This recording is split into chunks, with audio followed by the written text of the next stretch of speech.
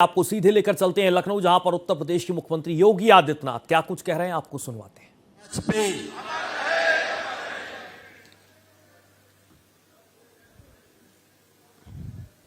भारत के पूर्व प्रधानमंत्री भारत रत्न स्वर्गीय अटल बिहारी वाजपेयी जी की 8वीं पुण्यतिथि के अवसर पर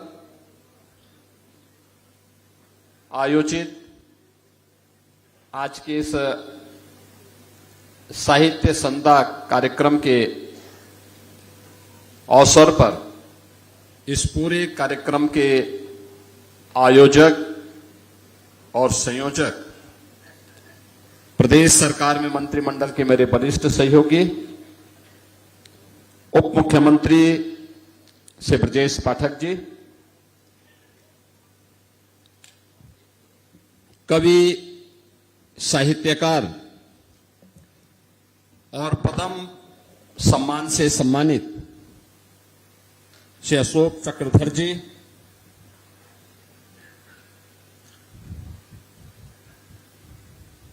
प्रदेश सरकार में मंत्रिमंडल के मेरे सहयोगीगण चौधरी भूपेंद्र सिंह जी, दारा सिंह चौहान जी, दयाशंकर मिश्रा दयालु जी, दयाशंकर सिंह जी, लखनऊ की महापौर श्रीमती सुषमा खड़गवाल जी, माननीय सांसद श्री अमरपाल मौर्य जी, माननीय सांसद ब्रजलाल जी, पूर्व सांसद अशोक वाजपेयी जी, सभी माननीय जनप्रतिनिधिगण और स्वर्गीय अटल बिहारी वाजपेयी फाउंडेशन से जुड़े हुए सभी पदाधिकारीगण और उपस्थित बहन और भाइयों,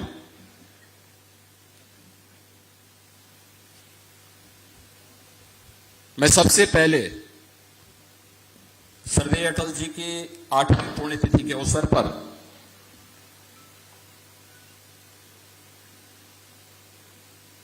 उनकी स्मृतियों को नमन करते हुए प्रदेशवासियों की ओर से विनम्र श्रद्धांजलि अर्पित करता हूं। भारतीय राजनीति में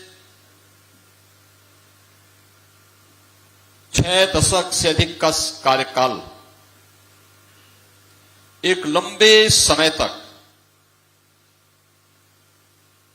जिनकी उपस्थिति भारतीय राजनीति में रही हो, निष्कलंक और एक निष्कपट राजनीति को स्वर्गीय अटल जी ने आगे बढ़ाया।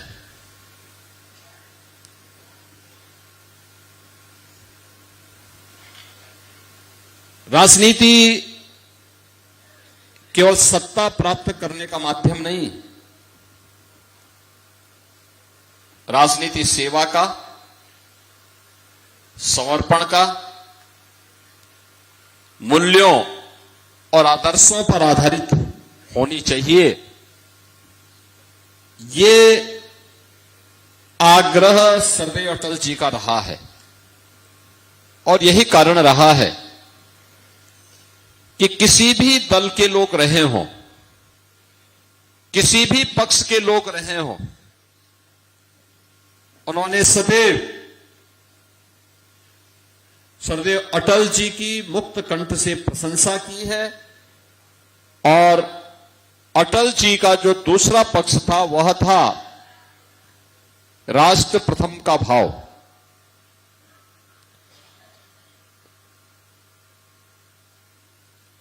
यानी अगर देश का हित महत्वपूर्ण है और देश के हित से जुड़ी भी कोई बात किसी ने भी कही है,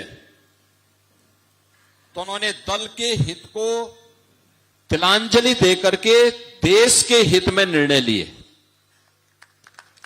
याद करिए,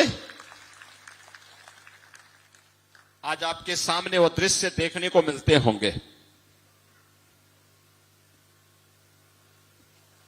जब दल बनते हैं टूटते हैं, गठबंधन बनते हैं टूटते हैं।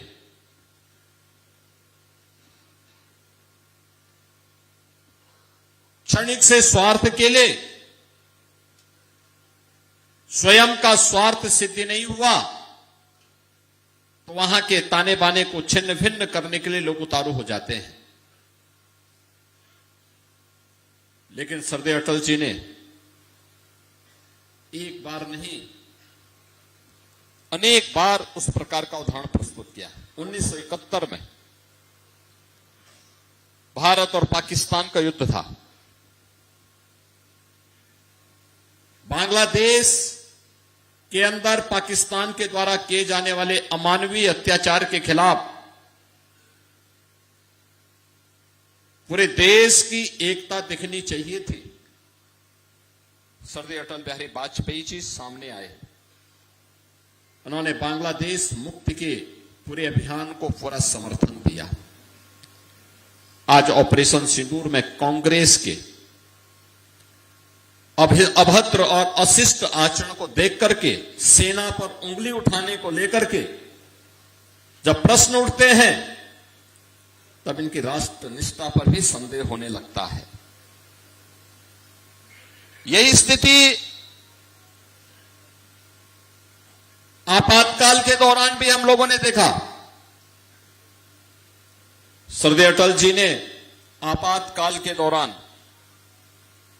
दल से महत्वपूर्ण देश को माना और उन्होंने उस समय भारतीय जनसंघ का विसर्जन करते हुए उस समय उन्होंने जनता पार्टी में उसका विलय किया और लोकतंत्र को भारत के अंदर पुनर्जीवित करवाया।